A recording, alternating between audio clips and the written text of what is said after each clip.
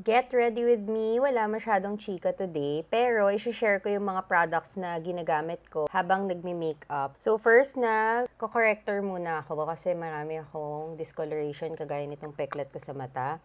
I'm using the NARS Concealer and biniblend ko lang yan maigi. Nagkaroon ako ng scar dito sa eyelid kasi iyak ako ng iyak and kusot ako ng kusot. So, ayan, nasugat yan and na-infect. Next, lagi nyo akong tinatanong kung ano tong pinapahid ko sa mukha ko. And this is a tinted sunscreen na malapit ng lumabas. Kaya nakikita nyo, sample sachet siya. Dahil maraming mommies ang nag-request sa akin ng tinted sunscreen na pwedeng gamitin kahit buntis or padede moms, ayan. Nagpagawa, nagpa-manufacture na tayo and I've been testing this product for months.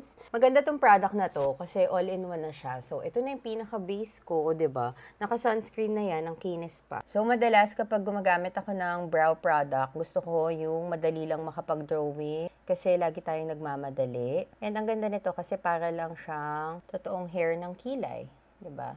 Hindi masyadong matapang. For everyday.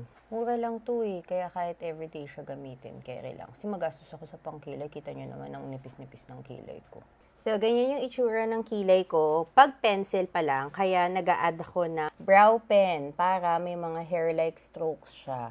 Nagkakaroon ng dimension yung kilay. Wow, dimension. Tsaka mas long-lasting kasi kapag may brow pen.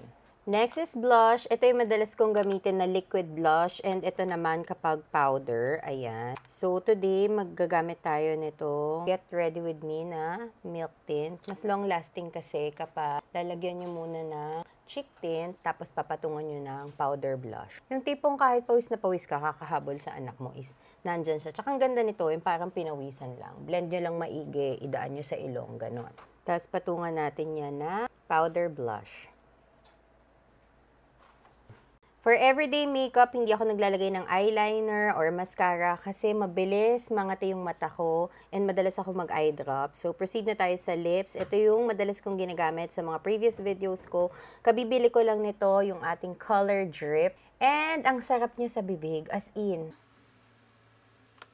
Tapos ang ginagawa ko para magkaroon ng stain na mas long-lasting, nag-a-add ako ng lip tint. Dito lang sa gitna.